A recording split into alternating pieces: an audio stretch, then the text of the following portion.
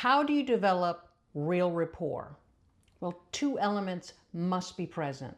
One is trust, which is a given. If the other person doesn't trust you, why would they even bother working with you, sharing personal information with you? So that's an obvious one. Two is competence. If that other person doesn't feel that you're competent in a professional setting, how is there going to be any kind of rapport or trust, right? And also, in a personal setting, if the other person thinks you're a moron, why would they trust to share intimate, personal, sensitive information with you? So you have to have trust and competence. Now, how do you achieve that? Well, one of the ways to do that is to follow the HEAR principles. HEAR as in HEAR. H is for honesty, E is for empathy, A is for autonomy, and R is for reflection.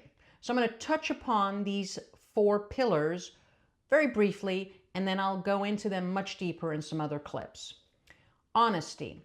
If the other person can't trust you because they don't think you're honest, you can't have rapport. They're not going to divulge. They're not going to go into partnership. They're not going to believe you, right? If there's no honesty. So if you say or do things that seem less than authentic, that's a rapport killer.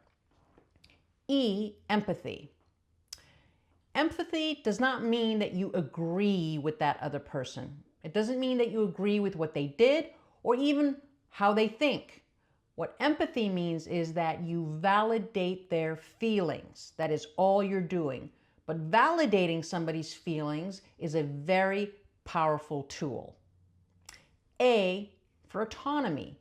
Nobody likes to be told what to do. Nobody likes to be directed. Hey, go do this, or I forbid you to do that.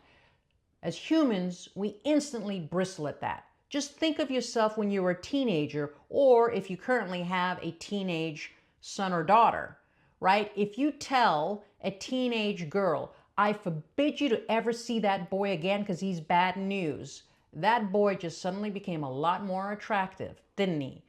That is just part of human nature. So if you want to develop rapport, you have to give the other person a sense of autonomy, meaning that they feel they're in a position to make choices for themselves. You take that away from them, you don't have rapport.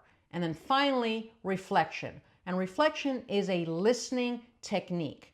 What that involves is that you listen to somebody carefully, you don't interrupt them, and then you pick out key phrases, themes, things that are important in their message, and you